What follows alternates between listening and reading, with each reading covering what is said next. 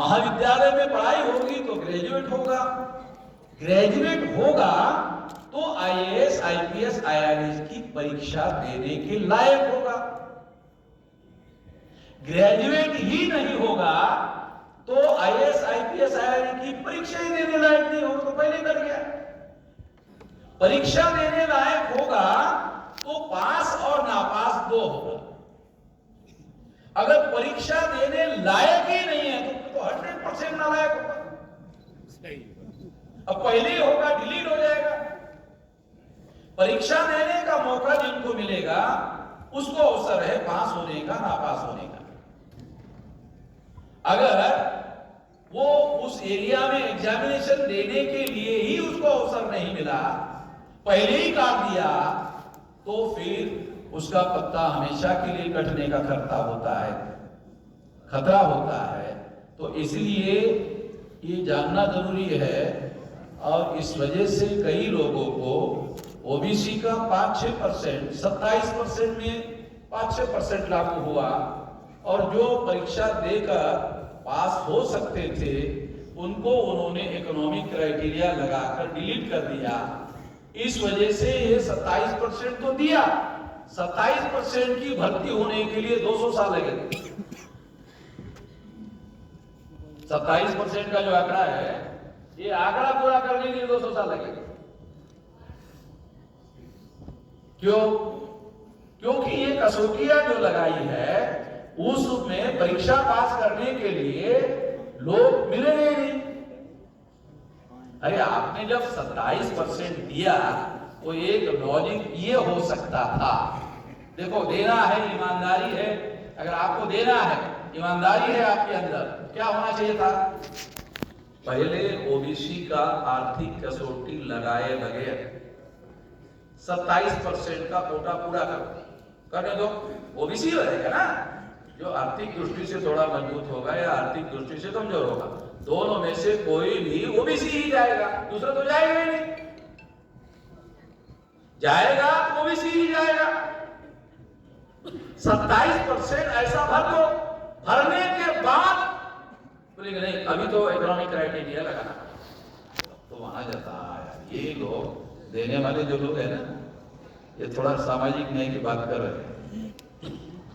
देने वाले जो लोग हैं 27% का कोटा पूरा होने के बाद अगर इकोनॉमिक क्राइटेरिया लगाते तो तुम ईमानदार हो अपनी पहल में, तो माना जाता।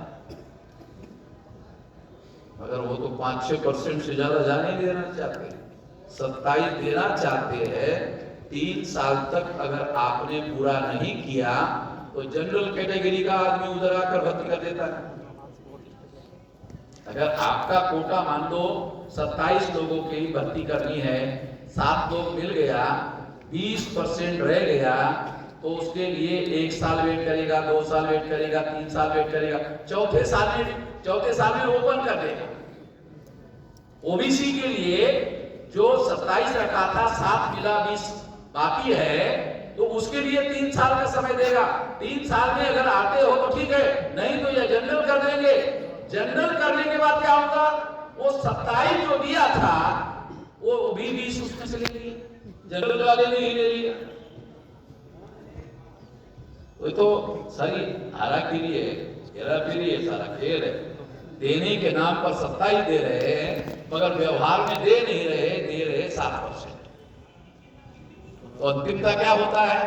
अंतिमता 75-80% वही उन्हीं का रहता है। जिनकी संख्या 15% है उनको 80% होता है, और 80% में भी ब्राह्मण लोग 75% ले लेता है, 4-5% जो है क्षत्रियों को दे देता है, और वैश्यों को कोई दे देता है। और वैश्यों को कहते हैं ब्राह्मण लोग, अरे आपके पास ज्यादा पैसा न है व्यापार में, का इधर आ रहे, बिजनेस में रहो ना, हम आपको बोल रहे इधर रहो, धंधा करो, क्या फैसिलिटी चाहिए ले लो।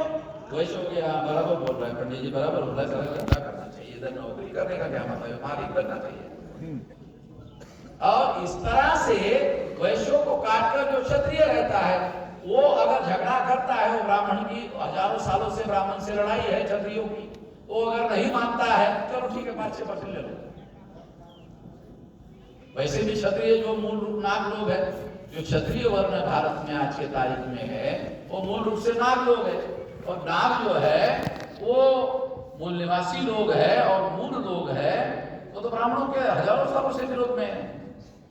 अभी भी इसके सारे तथ्य अवेलेबल है, उपलब्ध है, ये कोई काल्पनिक बातें नहीं है। तो ये सारी बातें ध्यान में रखते हुए हम लोगों को काम करना चाहिए। और इसलिए मैं आप लोगों को ये कहना चाहता हूँ कि हमारे पास डाटा होना चाहिए, जानकारी होनी चाहिए, फैसला लेने के लिए, लॉजिक करने के लिए डाटा का उपयोग और प्रयोग करने का हुनर होना चाहिए। डाटा रहता है हमारे पास, एप्लीकेशन करने का हुनर